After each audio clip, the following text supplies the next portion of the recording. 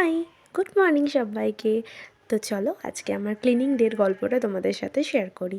আজকে সারাটা দিন আমি ঘর গুছিয়েছি, মানে ঘর ক্লিন করেছি আর গুছিয়েছি। তো একটু দেরি হয়েছিল ঘুম থেকে উঠতে, বিকজ শরীর খুব খারাপ ছিল। আর মা বললো যে শরীর খারাপ আজ কেন করছো, কিন্তু আমি তো কাল আবার চলে যাবো, তাই আজকে এই ঘরটা একটু পরিষ্কার করে গেলাম। প্রথমেই আর্টিফিশিয়াল ট্রিটা একটু মুছে নিয়েছিলাম, আর টিভিটা শোকেসটা একটু মুছে নিয়েছিলাম। আর এই যে ড্রেসিং টেবিলটা এত পরিমাণে ধুলো হয়েছিল, তোমরা দেখতেই পাচ্ছ। কদিন ছিলাম না, আর থাকলেও মানে নোংরা হয়, মা পরিষ্কার করে তাও নোংরা হয়, প্রচণ্ড ধুলো। প্রতিদিন পরিষ্কার করা সত্ত্বেও এত ধুলো যে কেন হয় আমি তো বুঝতেই পারি না। তো এই তো ড্রেসিং টেবিলটা পরিষ্কার করলাম, আর যে সমস্ত জিনিসগুলো ছিল ওগুলোও পরিষ্কার করলাম।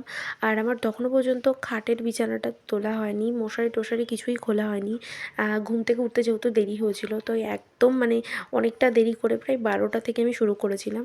সকালবেলা উঠে মা ঘর ঝাঁট দিয়ে মুছে নিয়েছিল, আর তারপর যেহেতু আমি পরিষ্কার করছিলাম, আর কাল আমরা ছিলাম না, তাই যে সমস্ত জিনিসগুলো পড়ে গেছিলাম ওগুলোকে রোদে দিয়ে তুলে আর কি ব্যাগ ট্যাগগুলো রোদে দিয়ে আলমারিতে ঢুকিয়ে দিচ্ছিলাম। আর তারপরেই তো বিছানা পরিষ্কার করছিলাম, আর তখন মাসি ফোন করেছিল, ছোটো মাসি। কথা বলতে বলতে কাজ করতে বেশ ভালোই লাগে। তো এই তো এরপর বিছানা টিছানা গুছিয়ে নিয়ে ঘরটা একটু ঝাঁট দিয়ে নিয়েছিলাম। আর আজকে তো মানে খাবার দাবারের কোনো ক্লিপ আমি আর দেখাচ্ছি না, এই ঘর পরিষ্কার দিয়ে আজকে আমার ভিডিওটা স্টার্টও করছি আর এন্ডও করছি। বিছানাটা তুলে নিয়েছিলাম এরপর, আর তারপরেই তো ঘর ঝাড় দিয়ে নিয়েছিলাম।